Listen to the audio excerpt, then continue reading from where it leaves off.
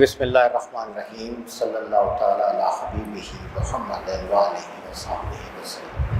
السلام علیکم ورحمۃ اللہ وبرکاتہ۔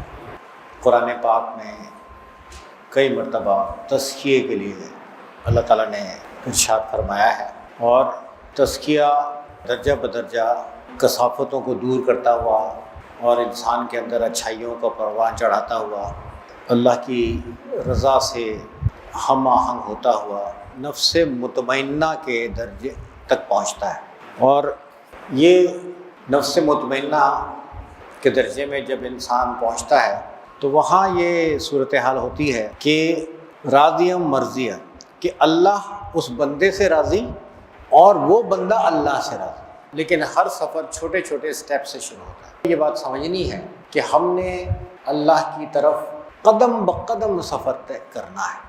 اس میں ہمارے ساتھ ہماری کمزوریاں بھی ہوں گی، بشری کمزوریاں، ہم سے خطائیں بھی ہوں گی، ہم سے گناہ بھی ہوں گے، ہم سے فرما برداری بھی ہوگی۔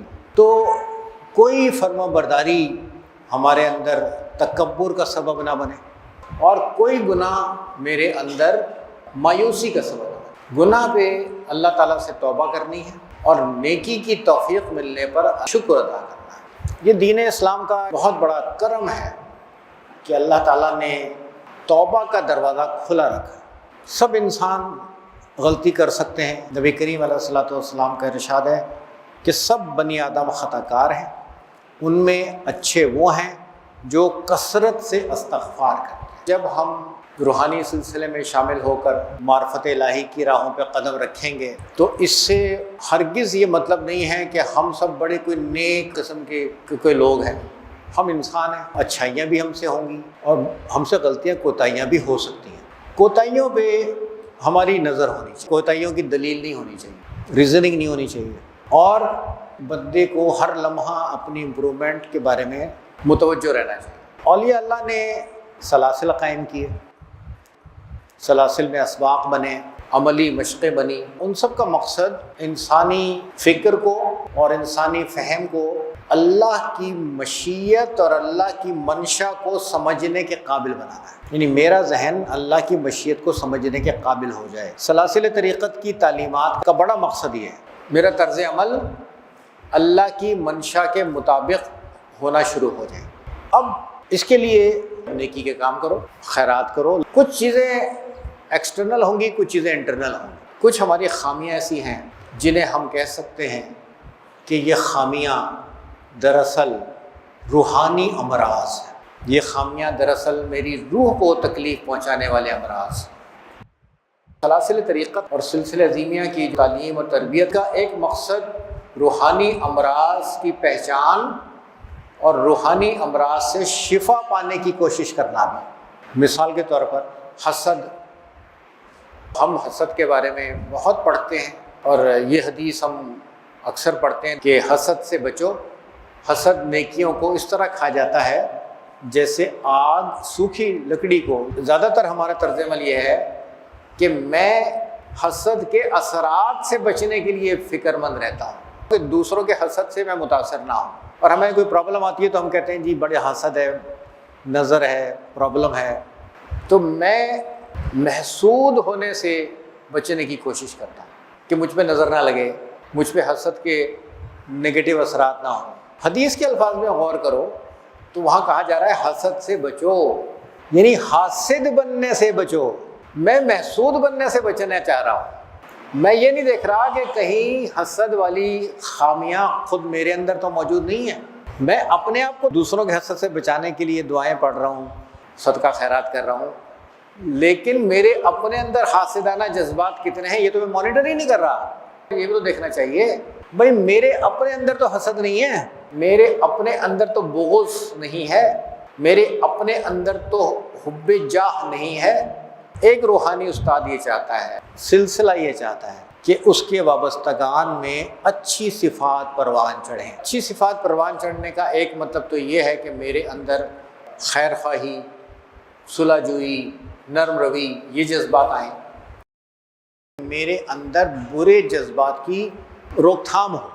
جب ہم کہتے ہیں کہ تزکیہ کرنا ہے، جب ہم کہتے ہیں کہ صفائی کرنی ہے، جہاں ڈسٹ ہوتی ہے وہاں صفائی کی جاتی ہے نا۔ جب یہ کہا جا رہا ہے کہ تزکیہ کرنا ہے تو اس کا مطلب یہ ہے کہ میرے اندر کہیں نہ کہیں کوئی نہ کوئی خامی موجود ہے اور مجھے اسے آئیڈینٹیفائی کرنا ہے، مجھے اسے ایکسیپٹ کرنا ہے۔ روحانی استاد کا کام، روحانی ٹیچر کا کام آپ کو صرف پڑھانا نہیں ہے بلکہ آپ کو تربیت دینا ہے، اور تربیت اس پڑھائی کی نہیں جو پڑھائی جا رہی ہے، بلکہ تربیت ان کاموں کی جو نفس امارہ سے نفس مطمئنہ کے درجے تک جانے کے لیے جن کی ضرورت ہے۔ اس کے لیے ذکر بھی ہے، اس کے لیے مراقبہ بھی ہے، اس کے لیے اور بہت ساری مشقیں ہیں۔ جس وقت ذکر کیا جائے اور جب مراقبہ کیا جائے تو یہ ایک بامقصد ایکسرسائز ہونی چاہیے جس کے کچھ مقاصد ہوں۔ مجھے پیش نظر یہ رکھنا ہے کہ میں اپنی ذات کا خود آئینہ بنوں، جس آئینے میں مجھے اپنے اسپاٹ بھی نظر آئیں، مجھے دھبے بھی نظر آئیں۔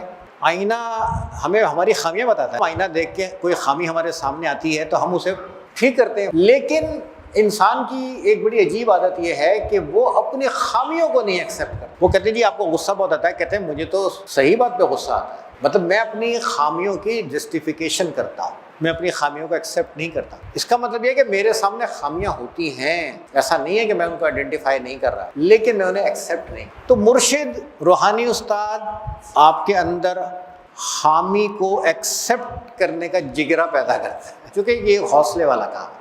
یہ حوصلہ ہوگا تو میں اپنی خامیوں کو ٹھیک کروں گا، جب میں اپنی خامیوں کو ٹھیک کروں گا تو پھر میری اچھائیوں کے بڑھاوے کا عمل زیادہ نتیجہ خیز ہوگا۔ اگر میں اپنی اچھائیوں کو بڑھا رہا ہوں اور اپنی خامیوں کو سبسائڈ نہیں کر رہا تو میری اچھائیاں اور میری خامیاں مجموعی نتیجہ ایکیومولیٹو رزلٹ کوئی بہت اچھا نہیں ہوگا۔ روحانی استاد کا ٹارگیٹ یہ ہے کہ اس کے شاگردوں میں خامیاں منیمائز ہوں اور خوبیاں میکسیمائز ہوں۔ یہ نہیں ہے کہ روحانی استاد یہ چاہتے ہیں کہ آپ کی خامیاں زیرو کر دی جائیں، ایسا کبھی نہیں ہوگا۔ ہم انسان ہیں، ہمارے اندر خامیاں رہیں گی، ہم خیر و شر کی کشمکش میں رہیں گے، لہذا ایسا سوچنا کہ جی یہ آدمی تو خامیوں سے مبرہ ہے، یہ بھی غلط خیال ہے۔ انسان سے غلطی ہوگی، اس کے لیے انسان کو استغفار سے ہمیشہ اپنے آپ کو لنک رکھنا چاہیے۔ ہم مراقبہ کرتے ہیں، ہم ذکر کرتے ہیں، تو اس کا ایک مقصد یہ بھی ہوتا ہے کہ مراقبہ مجھے اپنا آئینہ بنانے میں مددگار ہو جائے۔ مراقبے کا ایک مطلب کنٹرول بھی ہے، مراقبے کا ایک مطلب مانیٹرنگ بھی ہے۔ میں مراقبے کے ذریعے اپنے آپ سے آگاہ ہونا شروع ہو جاؤں، اپنے داغ دھبے نظر آنا شروع ہو جائیں اور پھر میں انہیں صاف کرنے کا اہتمام کروں۔ روحانی سلاسل میں صرف نظری یا تھیوریٹیکل تعلیم نہیں ہے، بلکہ روحانی نظام میں تربیت کے ساتھ تعلیم ہے۔ پہلے ذہن سازی ہے، پھر معلومات دینا ہے۔ اس میں سب سے پہلا جو کام یہ ہے کہ بندے نیت کا اخلاص سیکھیں۔ انما الاعمال بالنیات، ہم نیت کا اخلاص سیکھیں، جو کہ دنیا میں ہمارے اعمال ظاہر پر بیس کرتے ہیں، لیکن انسان کے اعمال کے نتائج اس کی نیت کی وجہ سے مرتب ہوتے ہیں۔ آخرت میں ہم اپنی نیتوں پر اٹھائے جائیں گے۔ روحانی استاد سب سے پہلے اپنے شاگردوں کی نیت کی اصلاح چاہتے ہیں، میرا دل اور میری زبان ایک ہو جائے۔ لیکن ایک ایسے معاشرے میں جہاں منافقت زیادہ ہو، جہاں جھوٹ زیادہ ہو، یہ عمل آسان نہیں۔ اس کے لیے زیادہ ایفرٹ کرنی پڑے گی، زیادہ اپنے آپ کو راضی کرنا پڑے گا، لیکن بہرحال انسان کو کوشش تو کرتے رہنی چاہیے۔ اس کا ایک طریقہ یہ ہے کہ جب ہم ذکر کریں تو ہم اپنے رب کی رحمت کے امیدوار بنیں، اور جب ہم مراقبہ کریں تو اپنا آئینہ بننے کی خود کوشش کریں۔ انسان خود سے جھوٹ نہیں بول سکتا، جب اس کے سامنے اپنی سچائی آتی ہے تو وہ اس کی ریزننگ کرنے لگتا ہے۔ پرابلم یہ نہیں ہے کہ سچ میرے سامنے نہیں ہے، پرابلم یہ ہے کہ میں اس سچ کو مجبوری بتا کے ریزننگ کرنے لگتا ہوں۔ صوفی بزرگ یہ چاہتے ہیں ہماری تربیت ایسی ہو کہ ہم اس طرح نہ کرنے والے بنیں، اور وقتی فائدے کے لیے جھوٹ کا سہارا لینے کے بجائے پروسیس تھوڑا طویل ہو جائے لیکن ہم ایک درست راہ پر چلنے گا۔ تو کئی مقاصد ہیں مراقبے کے، ذکر کے، روحانی تربیت اور تعلیم کے۔ ان میں سے جو سب سے بڑا ہدف ہے وہ ذاتی اصلاح ہے۔